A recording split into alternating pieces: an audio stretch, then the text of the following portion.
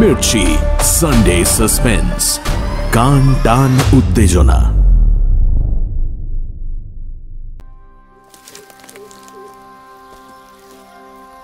হাতের লম্বা লাঠিটার ওপর ভর দিয়ে শরীরটাকে ঝুঁকিয়ে দিল সামনের দিকে। তারপর সেই অবস্থাতেই একটা লাফ দিল শ্যামলাল। লাঠির মাথায় ভর দিয়ে শরীরটা ভাসিয়ে দিল হাওয়ায়। ডিগবাজি খেয়ে উড়ন্ত একটা পাখির মতোই ছোট নালাটা সে পার হয়ে গেল। লাঠির নিচটা গিয়ে পড়েছিল জলের মধ্যে। সেটাকে তুলে নিতে বেশি সময় লাগলো না। কোমর সমান নরম ঘাসের ভেতর দাঁড়িয়ে সে চোখ ফুটিয়ে দেখতে লাগলো চারদিক। হাতের একটা মুঠোকে চোঙার মতো গোল করে ধরল চোখের সামনে, যেন ওতে আরো বেশি করে দেখতে পাবে। কিন্তু না, দিগন্ত বিস্তৃত ঘন সবুজ ঘাসবনের মধ্যে কোথাও তার চেনা পাহাড় প্রমাণ পিঠটা চোখে পড়ল না। এমনকি অতিকায় মাথাটার উপর বসানো বিশাল শিংগুলো ডগাটুকুও কোথাও দেখা গেল না। কোথায় যে যায় হতচ্ছাড়াটা! আরে আরে বনের মধ্যে একেবারে ছায়ার মতো মিশে আছে। কম হুঁশিয়ার!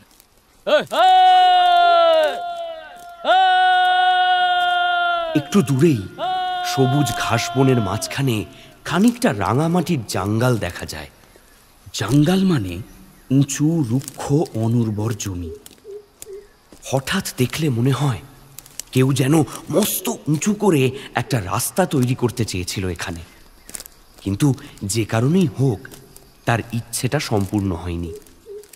প্রাকৃতিক হোক আর ভুলে যাওয়া মানুষের হাতের কাজেই হোক, এখন ওর নাম ভূতের জাঙ্গাল। কঠিন লাল মাটি, ছোট বড় অসংখ্য কাঁকড়ে একেবারে বোঝাই। কেউ যেন আগুনে পুড়িয়ে মাটিটাকে লোহার মতো শক্ত আর নিরস করে দিয়েছে। তাই গোটা দুই শিমুল ছাড়া আর কোনো গাছগাছালি গজাতে পারেনি। হাঁ হাঁ করছে ন্যাড়া জাঙ্গাল, আর ঢিবিটা লাল মাটি জুড়ে জলার হিংস্রতম সাপ, আলাদ গোখুরের ফোকর। সাপের ভয় কেউ ওদিক মারায় না বলেই হয়তো জঙ্গলটা ফাঁকাই পড়ে থাকে, অতিকায় একটা কঙ্কালের মতো। ঠিক তারই চারপাশে সজীব সবুজ হাওয়ায় দোল খেয়ে যায়। কপাল কুঁচকে একবার জঙ্গলটার দিকে তাকালো শ্যামলাল। উঠবো নাকি ওটার উপরে? সুবিস্তা হয় তাহলে চারিদিকটা অনেকটা ভালো করে ঠাহর করা যায়, কিন্তু উঠতেও তো ভরসা হয় না। ওখানটা একেবারে গোখরো সাপের আস্তানা। তাদের ভয়ে একটা শেয়াল পর্যন্ত এগোয় না জঙ্গলের দিকে। আমি তো কোন ছাড়! শেয়াল এগোয় না, কিন্তু আপাতত যা দেখা যাচ্ছে, না এগিয়ে উপায় নেই শ্যামলালের। চোখ গিয়ে পড়ল মাঠের ওপারে প্রান্ত রেখায়। সেখানে ম্লান হয়ে আসছে সূর্য। ছাড়া ছাড়া মেঘে লাল আভা। আর বেশি দেরি নেই, দেখতে দেখতে ধাঁ করে নেমে যাবে বেলাটা। তারপর মাঠের উপরে ঘনাবে আলেয়া জ্বলা কৃষ্ণপক্ষের অন্ধকার। সে অন্ধকারে এই মাঠটাকে ভয় করতে থাকবে শ্যামলালের। নিজের লাঠির উপরেও তার বিশ্বাস থাকবে না। কিন্তু এখনো আকাশে সূর্য আছে, আর তাই শ্যামলালের মনে সাহসের অভাব নেই। হাতের লাঠিটাকে শক্ত করে বাগিয়ে ধরল সে। যত বড় যাত্রে লালাত গোখর হও না কেন চাঁদ, একবার চোখাচোখি হয়ে গেলে আর টেঁফো করতে হবে না। এ ডান্ডার এক খায়ে তোমার ফোনার তেজ বের করে দেব। বিষধর সাপের সঙ্গে মোকাবিলা করবার কথা কল্পনা করতেই কাঁধের পেশিগুলো ফুলে উঠল শ্যামলালের। নিচের ঠোঁটটাকে একবার সে শক্ত করে চেপে ধরলে দাঁত দিয়ে। তারপর নির্ভীক পায়ে এগিয়ে চলল জঙ্গলের উদ্দেশ্যে। ওর ওপর থেকে ভালো করে চারদিকটা একবার দেখে নেওয়া দরকার। সন্তর্পণে মাটির দিকে চোখ রেখে শ্যামলাল উঠল জাঙ্গালে। কাঁকড় গাঁথা শক্ত মাটির গা দিয়ে বর্ষার জল গড়িয়ে গড়িয়ে নামে, তাই তার সর্বাঙ্গে কতগুলো খাঁজের মতো সৃষ্টি হয়েছে। সেই খাঁজের ভেতরে লাঠি ফেলে ফেলে শ্যামলাল উঠতে লাগলো।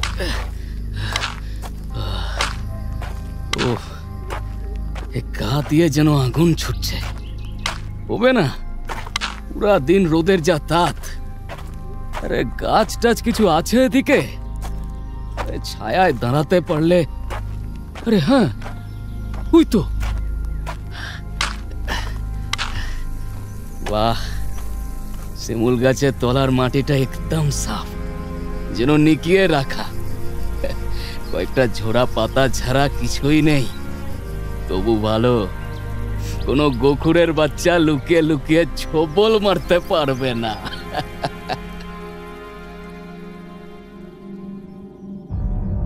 বাংলা সাহিত্যের রোমাঞ্চকর কিছু গল্প দিয়ে সাজানো আমাদের এই বিশেষ নিবেদন সানডে সাসপেন্স। আজ আপনার জন্য নারায়ণ গঙ্গোপাধ্যায়ের রচনা অবলম্বনে ঘাসবন।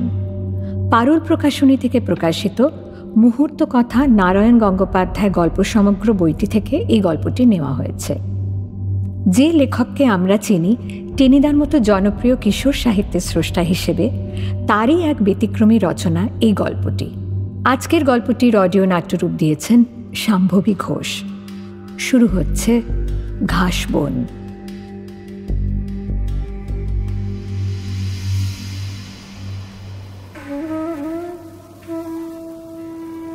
চারদিকে তাকাতে একটা আশ্চর্য আর অপরূপ পৃথিবী ধরা দিল শ্যামলালের চোখে।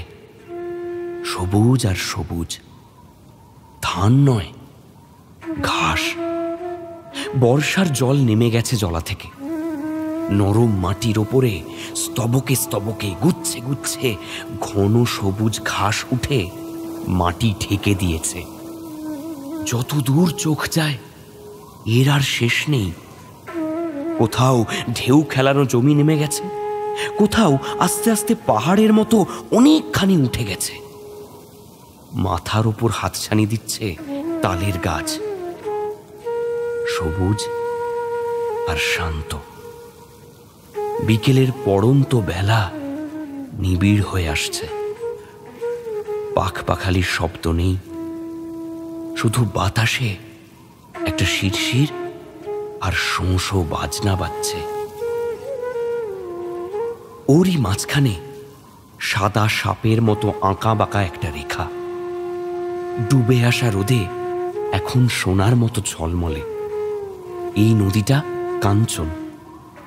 অদূরে একটা লম্বা বাঁশের আগায় মহাবীরজির লাল পতাকা উঠছে, কিন্তু মোষটার কোনো চিহ্নই তো দেখা যাচ্ছে না। সালা, কোন চুলোয় গেল মরতে? হঠাৎ গলা ফুলিয়ে একটা বিশ্রী আওয়াজ তুলল শ্যামলাল। তার কর্কশ আওয়াজটা চারপাশের শান্ত স্তব্ধতাকে চুরমার করে বাতাসের তরঙ্গে তরঙ্গে ছড়িয়ে ছড়িয়ে পড়তে লাগলো। শিমুল গাছের মাথার উপর থেকে ভয়ার্ত দুটো বক ডানা মেলে দিলে আকাশে। শ্যামলাল ডাকলে একবার, দুবার, তিনবার। গেলোটা কোথায়? কিন্তু দিগন্ত বিস্তার ঘাসের বনে কোনোখানে এতটুকু সাড়া পাওয়া গেল না। শুনতে পাওয়া গেল না পরিচিত গম্ভীর গলার মৃদু প্রত্যুত্তর। এমন তো হয় না। শ্যামলালের মন আশঙ্কায় আচ্ছন্ন হয়ে উঠল। বাথানের সবচাইতে দুধেল মোষ, খোয়া গেলে সর্বনাশ। কিন্তু গেল কোথায়? মোষটার বাপ মা তুলে একটা অশ্লীল গালাগাল দিল শ্যামলাল। আরামজাদা কোথাকার!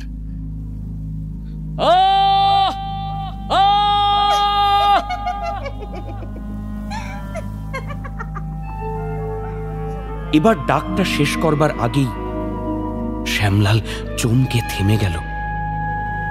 সাড়া পেয়ে গেছে, কিন্তু মহিষটার নয়।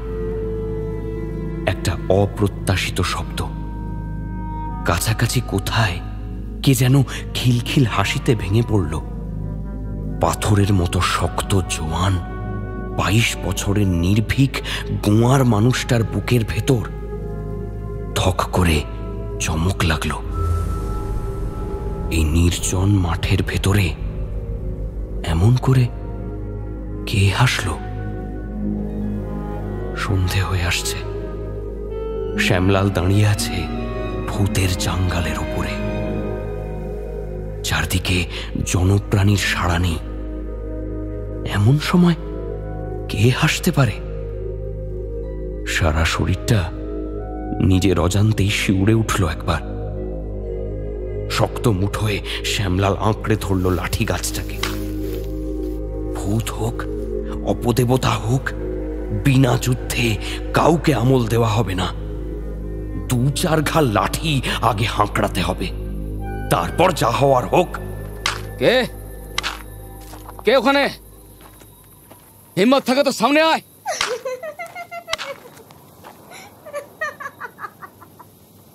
আবার হাসির শব্দ শোনা গেল, খিলখিল করে মিষ্টি হাসি। একটু আগেই যে কর্কশ শব্দ তুলে সমস্ত মাঠখানাকে ভরিয়ে তুলেছিল শ্যামলাল, এর সঙ্গে তার কোনো মিল নেই। এ যেন শান্ত স্তব্ধ পৃথিবীকে গানের সুরে ভরিয়ে তুলল। শ্যামলালের মন বলল, ভয় পাওয়ানোর হাসি এ নয়, এ হাসি খুশি করে তোলার। এমন হাসি আর যেই হাসুক ভূতে হাসতে পারে না। রে এ তো মেয়ে মানুষের হাসি মনে হচ্ছে। অনুমান নির্ভুল। এতক্ষণ দূরে দূরে দৃষ্টিটাকে ছড়িয়ে রেখেছিল বলেই কি এত কাছের জিনিসটা দেখতে পায়নি শ্যামলাল? জাঙ্গাল থেকে কয়েক পা এগিয়েই ঘাস বনের ভেতর একটি মেয়ে দাঁড়িয়ে। হিন্দুস্থানি মেয়ে। কানের বড় বড় রূপোর গয়না দুটো দেখেই তা বুঝতে পারা গেল।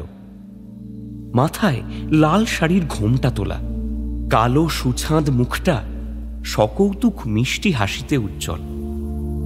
তার পাশেই লটপটে কান একটা রাম ছাগলের মুখ চোখে পড়ছে। সেটাও যেন শ্যামলালের দিকে তাকিয়ে আছে কৌতুক ভরা ভঙ্গিতে।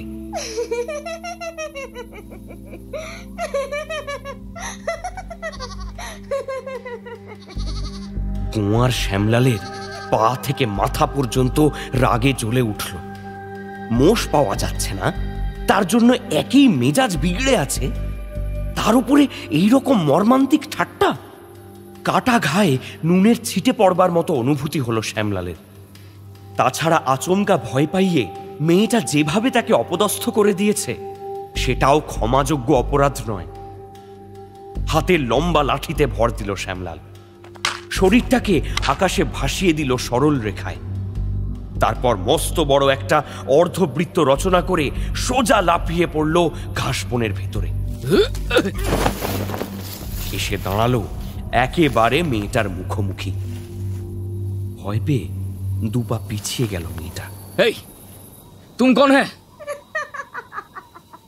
শ্যামলালের হিন্দি শুনে মেয়েটা হেসে ফেলল। গোয়ার গোবিন্দ মানুষ, পাথরে গড়া শরীর, মেজাজ সম্প্রতি বিলক্ষণ চড়া, হাতে প্রকাণ্ড একটা পাকা বাঁশের লাঠি। ইচ্ছে করলে এই নির্জন ঘাসবনের ভেতরে পিটিয়ে ঠান্ডা করে দিতে পারে তাকে। আশ্চর্য, তবু ভয় পেল না মেয়েটা। স্বাভাবিক সংস্কারেই বোধহয় কেমন করে জানতে পেরেছে লোকটা যত চোয়ারই হোক সম্পূর্ণভাবে নিরাপদ তার পক্ষে। आदमी है। अरे आदमी हो सो तो हम जानता ही है, तुम जो भूत नहीं है वो हम समझ गया, लेकिन हसत क्यों? हमारा खुशी। हमारा खुशी? वाह वाह, 1 फुटा मियाँ चेदी के तू अनेक तेज। ए, बहुत हिम्मत दिखाता है तुम। हाँ, हम कौन है जानता है? तुम घोष हो, श्यामलाल घोष। भैंसा पालते हो। हाँ? मतलब তুমি কি করে জানলে? और तुम? हम हाँ तुम। हम घटवाल की लड़की रुकनी। किसकी लड़की? মুহূর্তে ভাবান্তর ঘটে গেল শ্যামলালের। বিস্ময়, কৌতূহল সবকিছু মিলিয়ে গিয়ে রাগে দপ করে জ্বলে উঠল রক্ত। তাই বলো, শত্রুর মেয়ে না হলে এমন বুকের পাটা হয়? এতক্ষণে সেই কৌতুক ভরা হাসিটা একটা নতুন অর্থ নিয়ে দেখা দিল তার কাছে। রাগে বেশি কথা আর বেরুতে চাইল না মুখ দিয়ে। হাতের লম্বা লাঠিটাকে সামনের দিকে বাড়িয়ে দিয়ে শ্যামলাল বলল, এই ভাগো, ভাগো বলছি, ভাগো। তারপর নিজেই আর অপেক্ষা করল না, লাঠির ওপর ভর দিয়ে এক লাফে উঠে পড়ল জাঙ্গালের ওপরে, আর একটা লাফে চলে গেল ওপারে। দুজনের মাঝখানে ব্যবধানের মতো মাথা তুলে দাঁড়িয়ে রইল ভূতের জাঙ্গালটা। বাতাসে শোনা যেতে লাগলো ঘাসবনের শিরশির আর শোঁ শোঁ শব্দ। পশ্চিম আকাশে তালবনের মাথার ওপর দিয়ে ডুবছে সূর্য। আর দেরি করা চলে না, লম্বা লম্বা পা ফেলে ঘাসবন ঠেলে ঠেলে এগোতে লাগলো শ্যামলাল। সমস্ত ক্রোধ, বিদ্বেষ, ক্লান্তি আর হতাশা ছাপিয়েও কি আশ্চর্য, সেই খিলখিল মিষ্টি হাসিটা অপূর্ব মাদকতার মতো ছড়িয়ে রইল তার চেতনার মধ্যে। खटवाल की लड़की रुकनी, साला।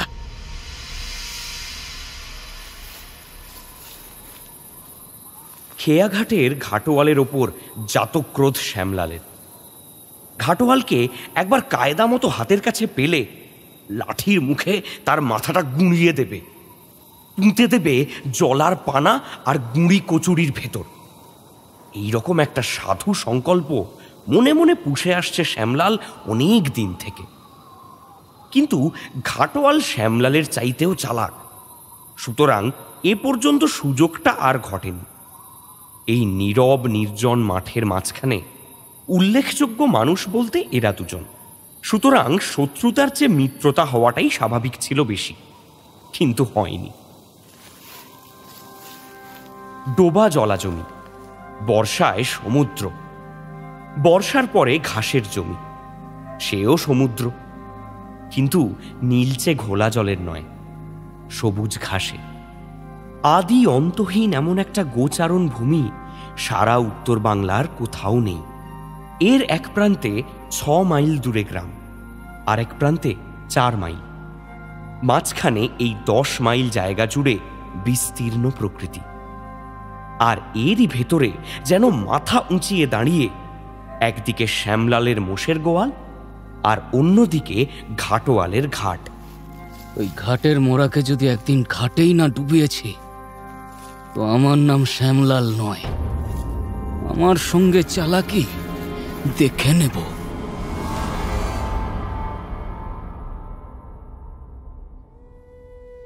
4-5 পুরুষ আগে হিন্দুস্থানি ছিল শ্যামলালরা, কিন্তু সে কৌলিন্য আর নেই এখন।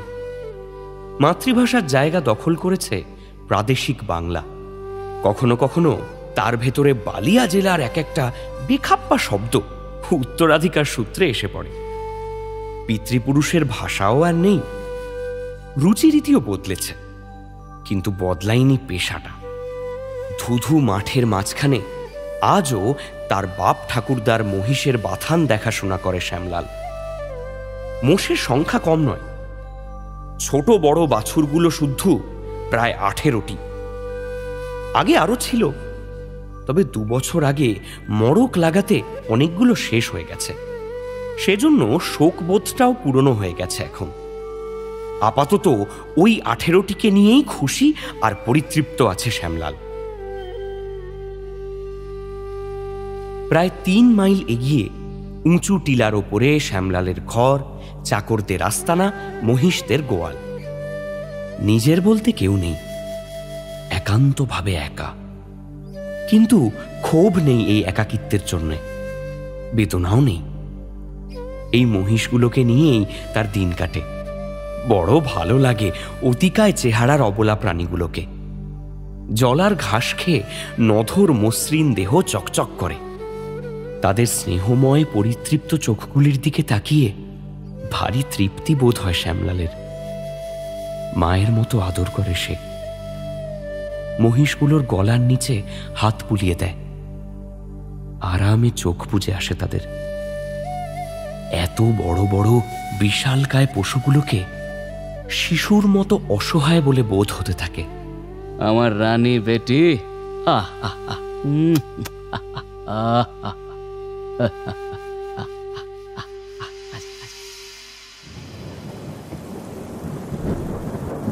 আবার বর্ষায় আরেক রকম।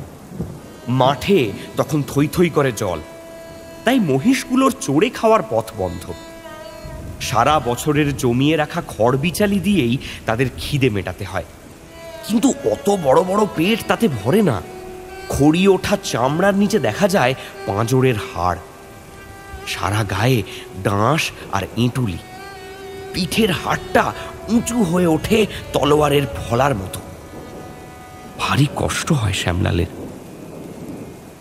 এ হতো ছাড়া বৃষ্টি যে কবে থামবে। মোষগুলো না খেয়ে কেমন শুকিয়ে যাচ্ছে দেখো। ও আলো বারণ তো, আবার ঘাস উঠলে বাঁচি।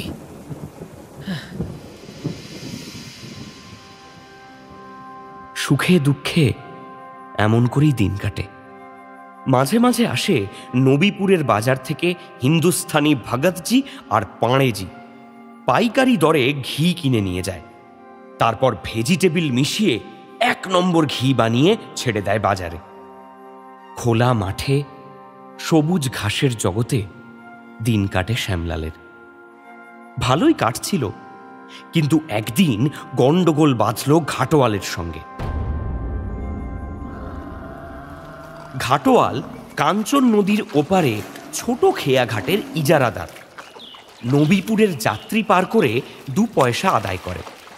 ধানের গাড়ি এলে 6 আনা, খালি গাড়ি 3 আনা। কানে মাখড়ি, নেড়া মাথা আধপুরো লোক, সারা দিন গাঁজা খেয়ে চোখ লাল করে থাকে।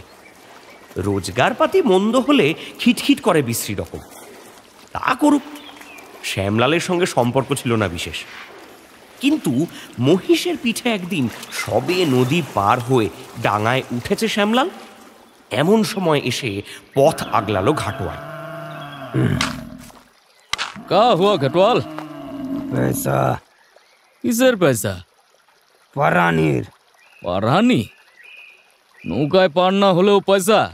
जरूर एक घाट আমার ইজারা লওয়া আছে সামলাল, যে পেরুবে তাকেই পয়সা দিতে হবে। বহু টাকা ডাক দিয়ে জমিনদারের কাছ থেকে এ ঘাট লিয়েছি, মজাক নয়, समझे? पैसा जरूर দিতে হবে, তা নাওয়েই পার হও কি ভেসায় চেপেই যাও। আর না দিলে? না দিলে কি করবি? কি করবো? হ্যাঁ, কি করবো তা মালুম করতে হলে ভैंसाর পিঠ থেকে উতরো। বটে এত সাহস! এই আমি উতরালাম, এবার দেখি কেমন বাঘের বাচ্চা আছিস তুই। তাও বাবুয়া,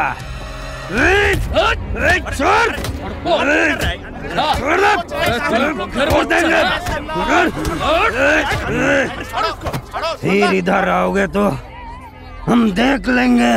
আরে একবার ওদিকে জায়গা তো তেরা 12টা বাজায়গা। আজ ডান্ডা সঙ্গে ছিল না বলে বেঁচে গেলি রে ঘাটোয়াল। তোর মাথায় কষে 2 ঘা মারলে না, ওই কলাপাচি কোথায় যায় ও আমি দেখবো।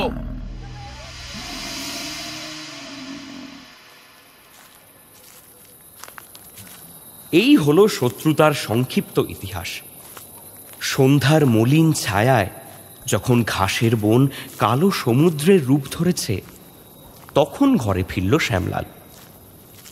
আর ফিরে এসে দেখল কখন কোন ফাঁকে 2 দিনের হারানো মহিষটা আপনা থেকেই বাথানে ফিরে এসেছে।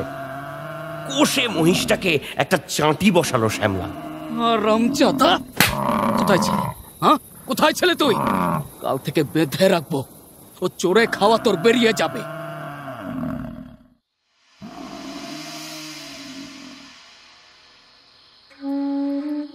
রাত্রে নিজের খাটিয়াতে শুয়ে শুয়ে একটা আশ্চর্য নতুন ভাবনায় আচ্ছন্ন হয়ে গেল মন। ঘাটোয়ালের মেয়ের উপরে একটা অপরিসীম ক্রোধ আর বিরক্তি নিয়ে যে ভাবনাটা শুরু হয়েছিল, কখন তার ধারাটা ঘুরে গেছে সম্পূর্ণ উল্টো দিকে সেটা টেরই পায়নি শ্যামলাল। মন বলতে লাগলো, ভারী সুন্দর তার মুখখানা, নদীর স্রোতের মতো তার হাসির শব্দ, ঘাস বনের একটানা শিরশির আর শোঁসো শব্দের মধ্যে পড়ন্ত রোদের শান্ত কোমল আলোয় যেন ভোজবাজির মতোই হঠাৎ এসে দাঁড়িয়েছিল মেয়েটা। সমস্ত রাত্রি ধরে ওই ছবিটা স্বপ্ন বুনে চলল তার ঘুমের মধ্যে। শ্যামলাল স্বপ্ন দেখতে লাগলো শত্রুর মেয়ের সঙ্গে ক্রমাগত সে ঝগড়া করে চলেছে। এই, তুম কোন হ্যাঁ? हम घटवाल की लड़की रुकनी।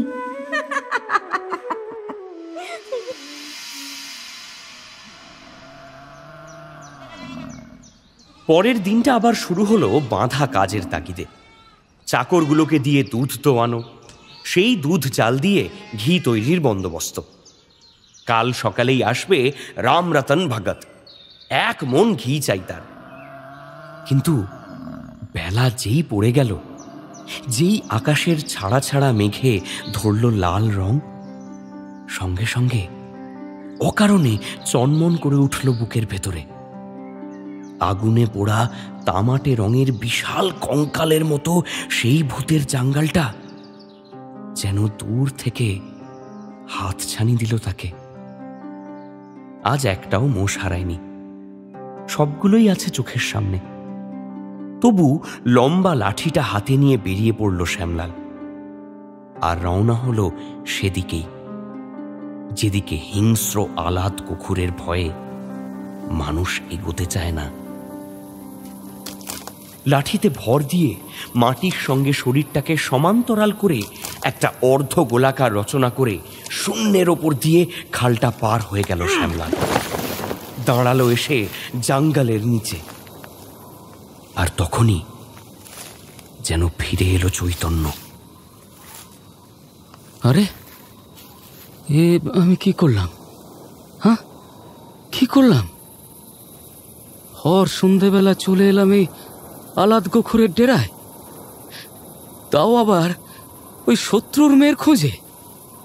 আরে, দিমাগ খারাপ হলো নাকি আমার? হ্যাঁ, আর তাছাড়া এই ভর সন্ধেবেলায় সেই বা এখানে ছাগল চড়াতে কেন আসবে?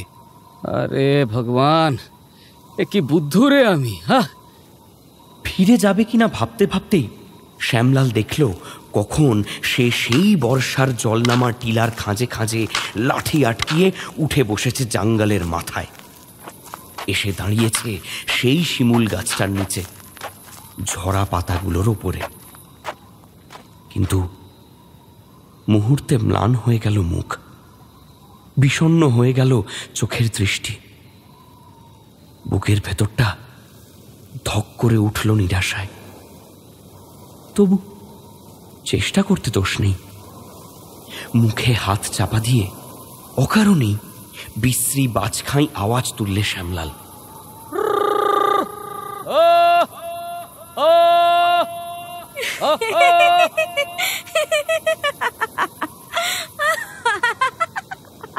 ডাকটা শেষ হওয়ার আগেই জল তরঙ্গের মতো উচ্ছল হাসির কলরোল ভেসে উঠল। এবারে আর ঘাস বনের ভেতরে নয়, ঠিক তার পেছনে শিমুল গাছটার আড়াল থেকে। চমকে পিছনে ফিরল শ্যামলাল। আরে কি, এখানে উঠলে কেন? আরে বড্ড সাপের ভয় আছে।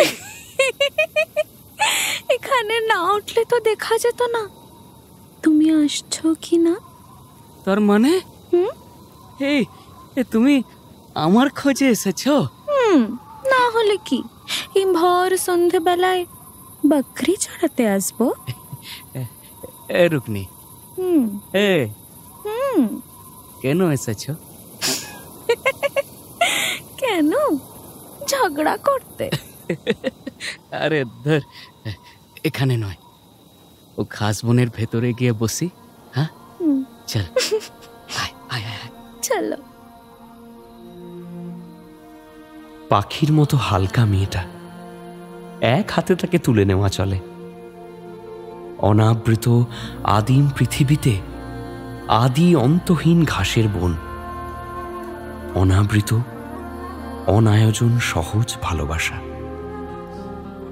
আজ ঘরে ফিরতে অনেক রাত হয়ে গেল শ্যামলালের, কিন্তু আজ তার আর ভয় করল না।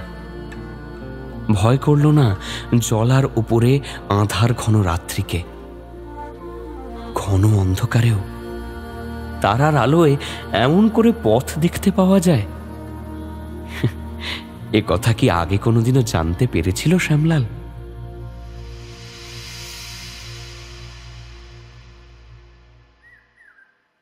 এ রুকনি, হুম, ও তোর খরুস বাপের কি খবর রে? কি আবার খবর? খেয়া পার করে, পাড়ানির পয়সা আদায় করে। কাদের কাছে? ও যারা নাও চড়ে না তাদের কাছেও?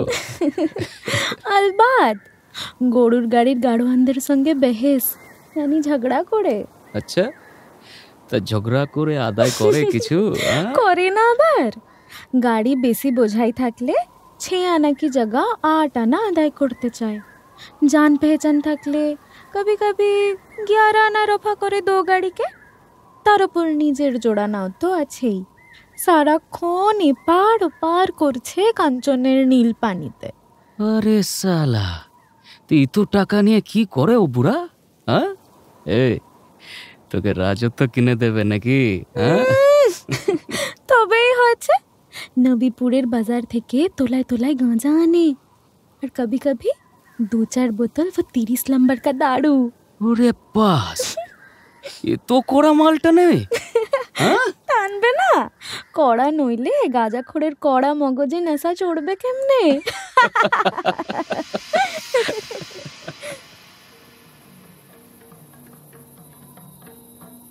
পার হয়ে গেছে কৃষ্ণপক্ষ। ফালি ফালি করে আকাশে বড় হচ্ছে চাঁদ। ক্রমশ উজ্জ্বল হয়ে উঠছে ঘাসের বন। জ্যোৎস্নায় আশ্চর্য সুন্দর আলো ছায়া নিচে যায় তার উপর দিয়ে। বহু দূরের সাঁওতাল পাড়া থেকে নিশুতি রাতের বাঁশির সুর আসে, আসে মাদলের শব্দ। জল মেশানো পাতলা মোষের দুধের মতো জ্যোৎস্না ধোয়া আকাশে উড়ে যায় রাজহাঁসের ঝাঁক। খাটিয়ার ওপর বসে জেগে জেগেই স্বপ্ন দেখে শ্যামলাল। মোষগুলোকে এখনো আদর করে, যত্ন করতে চেষ্টা করে এখনো, কিন্তু সেই আন্তরিকতা আর নেই। এখন পরিষ্কার দ্বিমুখী হয়ে গেছে ওর মনের গতি। যা নিয়ে এতদিন সে নিজেকে সম্পূর্ণ ভেবেছিল, আজ মনে হয় তার ভেতরে কত বড় একটা ফাঁকি লুকিয়েছিল।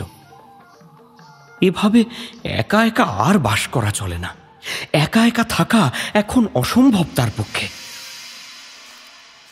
রুকনি, আরে রুকনি, এ তো দেরি করছে কেন?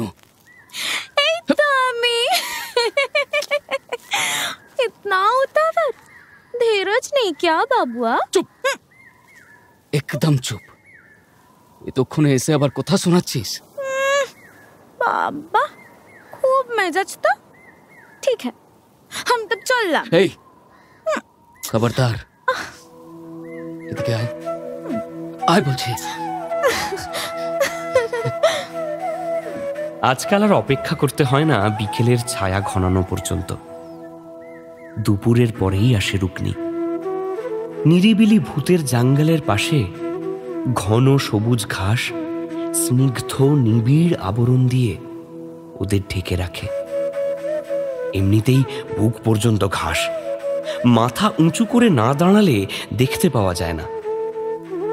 তার আড়ালে নিভৃত নিঃসঙ্গ অপরূপ অবকাশ, সবুজ ঘন ঘাস, বিচিত্র একটা মিষ্টি গন্ধে ভরা। প্রজাপতি উড়ে আসে ফড়িং। মাথার উপর সকৌতুকে চক্র দিয়ে উড়ে যায় ওদের নিভৃত প্রেমের নিঃশব্দ সাক্ষী। রাজা রাজরাদের বিছানা কি এই সবুজ ঘাসের চাইতেও নরম?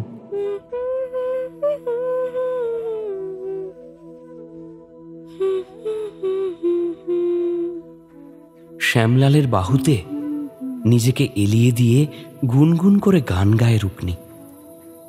শিরশির সরসর শোঁ শোঁ করে তার সঙ্গে সুর মেলায় ঘাসবনের গান। ভূতের জাঙ্গালের ওপরে শিমুলের ছায়াটা ঘন হয়ে আসতে থাকে। সূর্য পাটে নামে পশ্চিমের তালবনের ওপারে। এদিকে উঁকি মারে চাঁদের পাণ্ডুর রেখা। চাঁদ নিকলা, এবার আসি। আর একটু থাক না। हर दिन কেন একই বাত বলো? আমার বাপকে চেনো না তুমি? আরে ও চুলোয় যাক তোর বাপ। এ মাঠের মাঝে একা ঘরে আমার ভালো লাগে না রে রুকনি, ও তুই জানিস তো। কাল ফের আসবো ভাবনা কি? আজ যেতে দাও। নেই যেতে দাও। নেই নেই নেই, অন্ধকার হলে যে আমারও ফিরতে অসুবিধে হবে। আরে শুন না, বেশ তাহলে যা, কাল কিন্তু। হ্যাঁ ভাই হ্যাঁ। রুকনি ছাগল নিয়ে ফিরে যায় খেয়াঘাটের দিকে। লম্বা লাঠির উপরে লাফ দিয়ে ঘরের দিকে রওনা হয় শ্যামলাল। তারপর জ্যোৎস্নার মাতাল করা সন্ধ্যা। একা একা খাটিয়ায় পড়ে ঝিমুতে অসহ্য লাগে এখন, অথচ উপায় নেই। ঘাটোয়ালকে বলা যাবে না, তেড়ে মারতে আসবে। অবশ্য মারামারিতে ভয় পায় না শ্যামলাল, কিন্তু তাতে কোনো লাভ হবে না, কেবল ঝামেলাই বাড়বে খানিকটা। ওতে করে রুকনিকে পাওয়া যাবে না।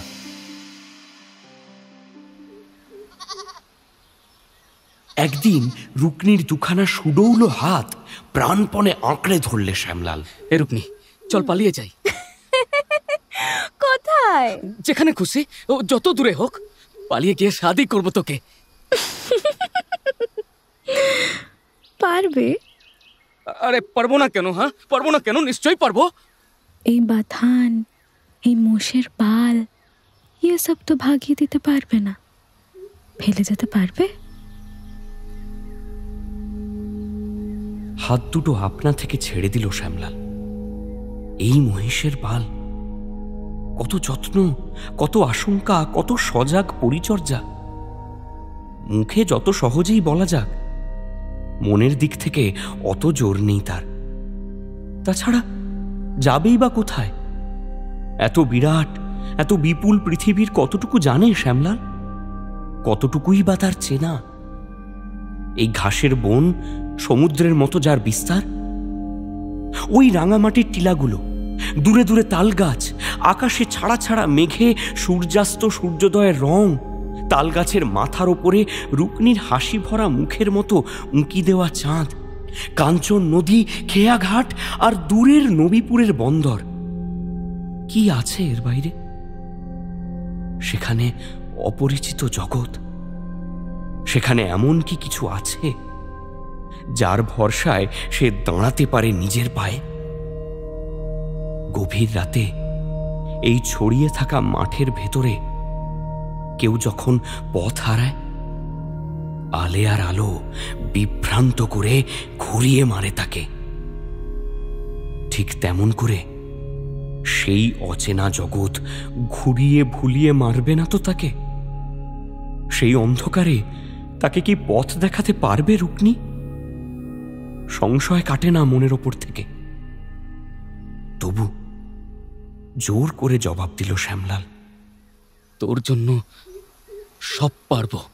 আচ্ছা, ভেবে দেখো।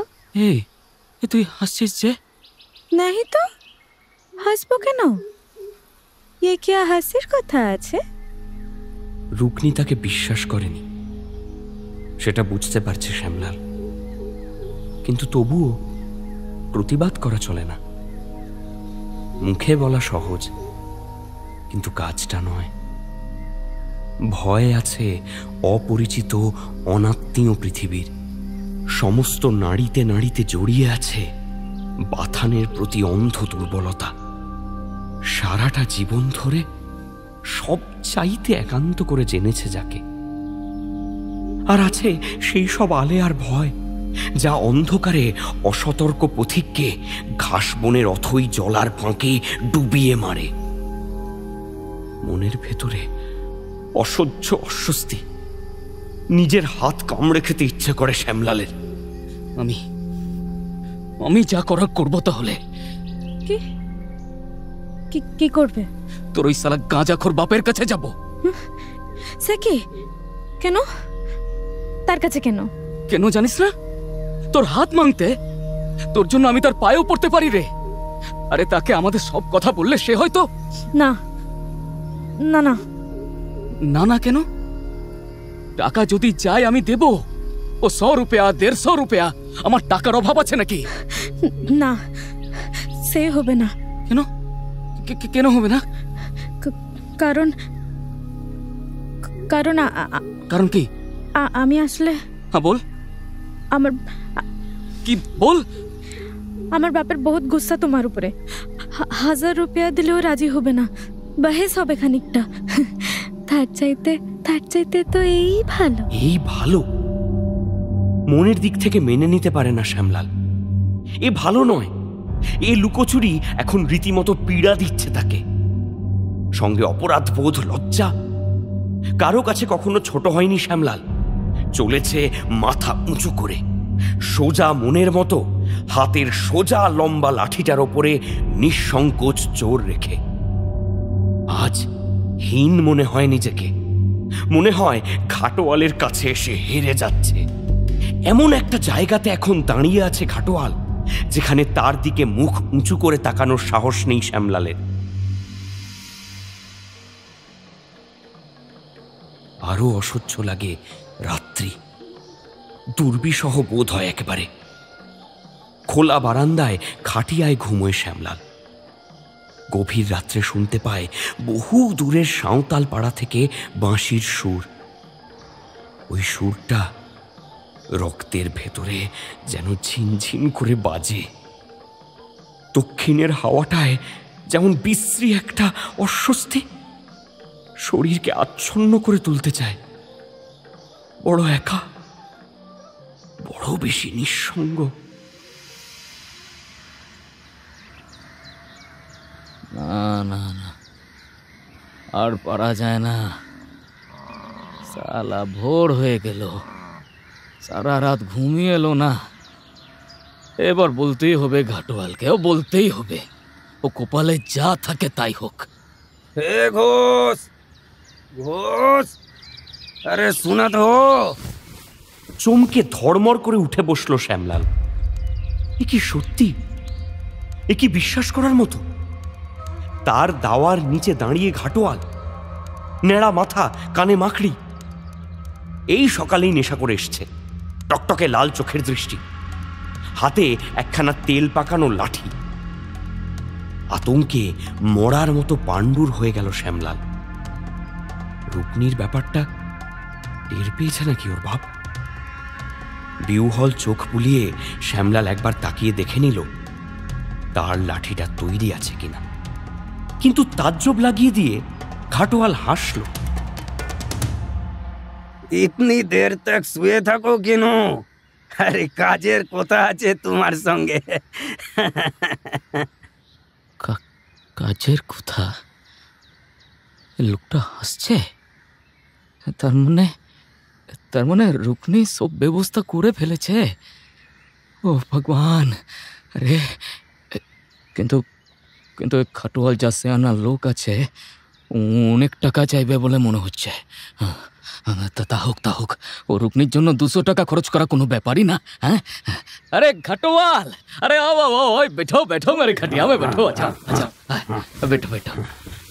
আমন্ত্রণ গ্রহণ করে খাটিয়ায় এসে বসল ঘাটোয়াল।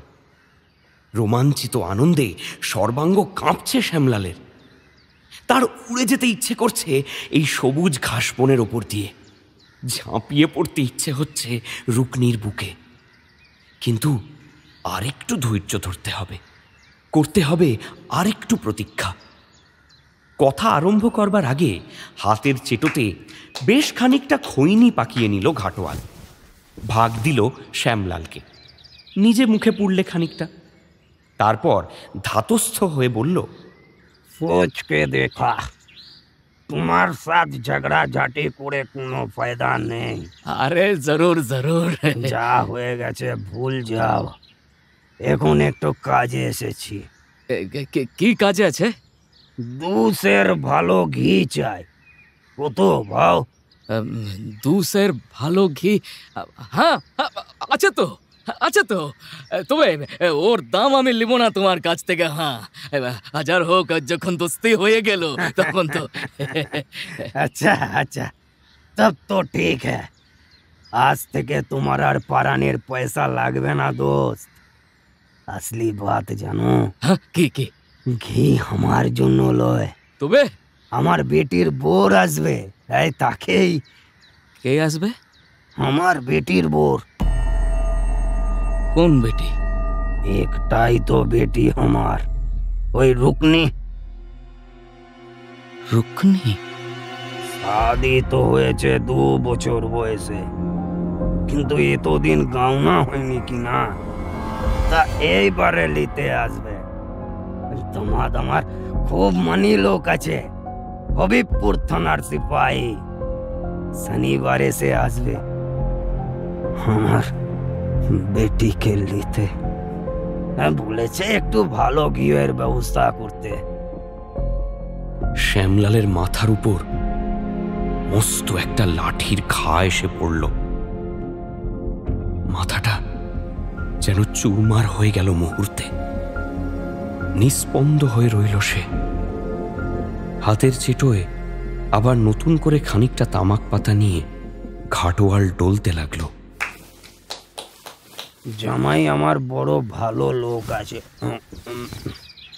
খত পাঠিয়েছে চৌকিদারের সঙ্গে, মেয়েকে পাঠিয়েছে লাল শাড়ি, লিখেছে গয়নাও भी নিয়ে আসবে। বরাত ভালো রুকনির, কি বলো দোস্ত? বরাত ভালো?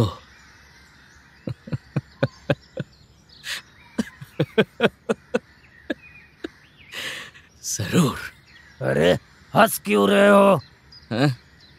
अरे नहीं नहीं नहीं, कुछ नहीं। তা ঘিটা কখন মিলবে? কাল মিলবে। ও কাল সন্ধ্যের পর আমি নিজে দিয়ে আসবো। तब तो अच्छा ही है, तो चलते हैं। राम राम दोस्त। हाँ हाँ, राम राम।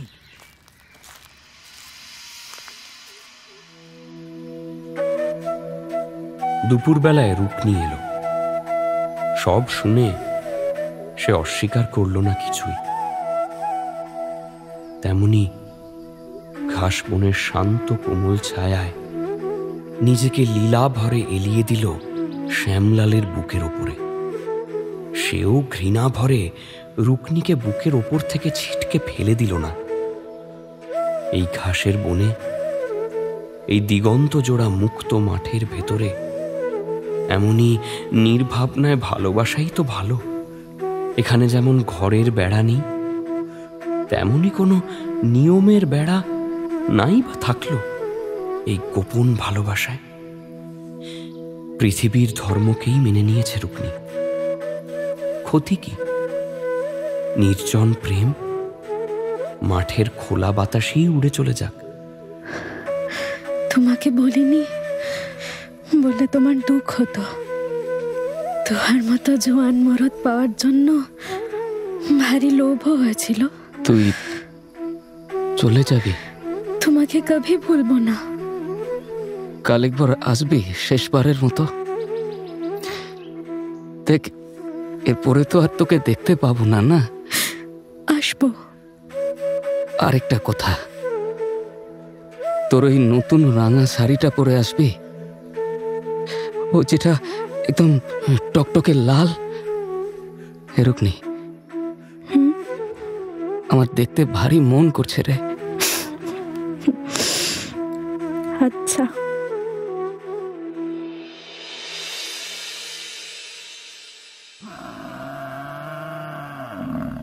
পরদিন দুপুরে বাথানের সবচাইতে বড় মোষটাকে বেছে নিল শ্যামলাল।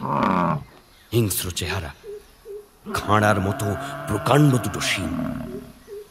মাঠের প্রচুর ঘাস খেয়ে ইদানিং এটাই একটু বেয়াড়া হয়ে উঠেছে। মাঝে মাঝে চলতি দেহাতি লোককে দেখলে তেড়ে যেতে যায়। চোখের দৃষ্টিতে লালের আভাস লেগেছে। আজকাল কেমন যেন আশঙ্কা হয় সেদিকে তাকালে। আরে এ বেয়াদব, ও ঘাস খেতে যাবি না? চল চল চল, আজ দেখি তুই কোথায় পালাস। চল। মোষটার পিঠে চড়ে বসলো শ্যামলাল। এগিয়ে চলল জাঙ্গালের দিকে। খানিকটা আসতেই পেছনের জগৎটা হারিয়ে গেল ঘন ঘাস বনের নেপথ্যে। শুধু জেগে রইল নিস্তব্ধ নির্জনতা। বাতাসে রাশি রাশি ঘাসের আনন্দিত আন্দোলনে শব্দ উঠেছে শিরশির, শোঁ শোঁ। এ সেই স্তব্ধতা যেখানে নির্জনে ভালোবাসা চলে আর আর আর হত্যা করা চলে নিঃশব্দে।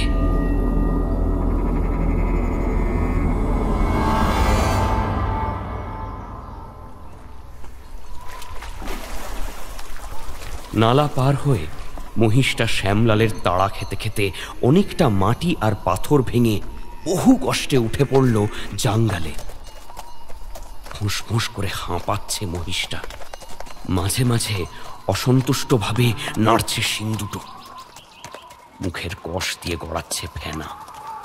তাছাড়া আকাশে প্রখর রোদ। মাথাটা যে দস্তুর মতো তেতে উঠছে তার, সে বিষয়ে আর সন্দেহ নেই।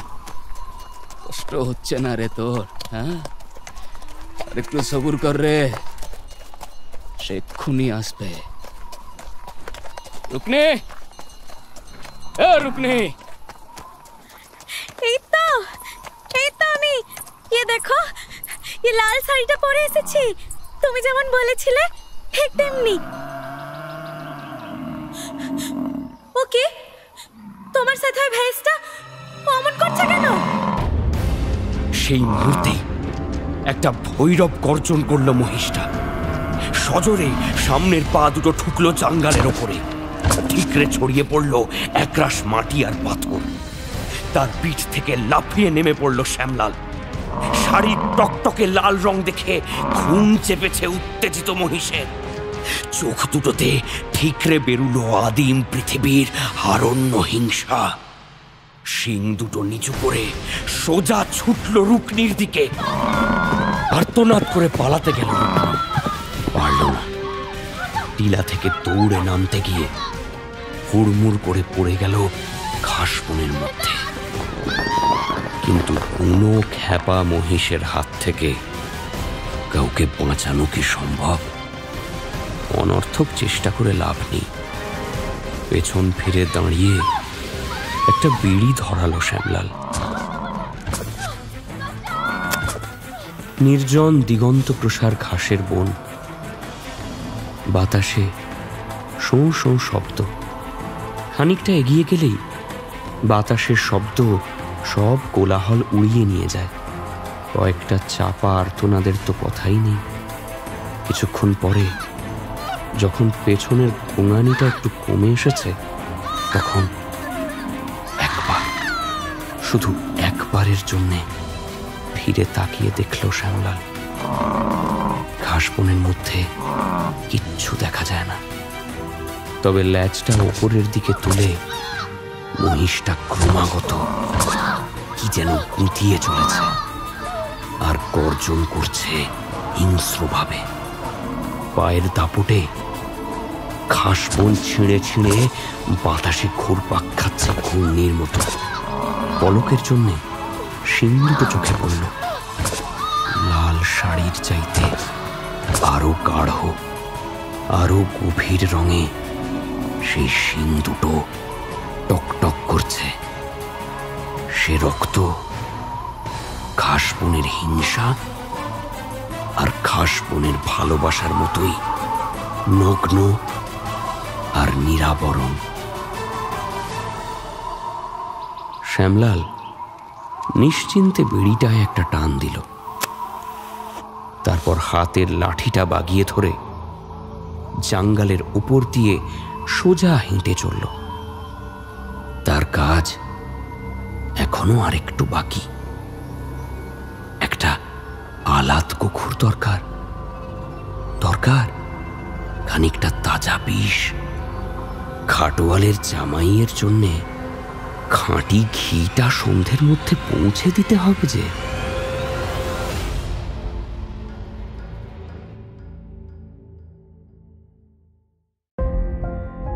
সানডে সাসপেন্সে শুনছিলেন ঘাসবন।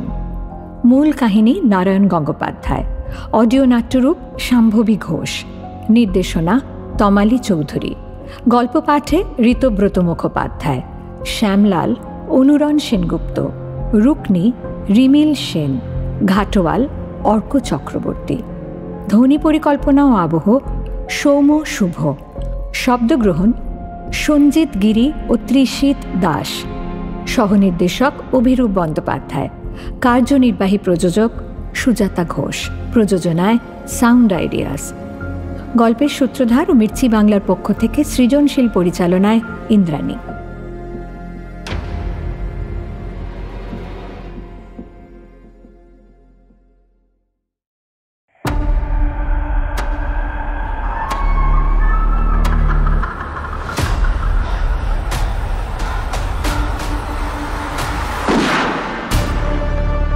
মির্চি সানডে সাসপেন্স, কান টান উত্তেজনা।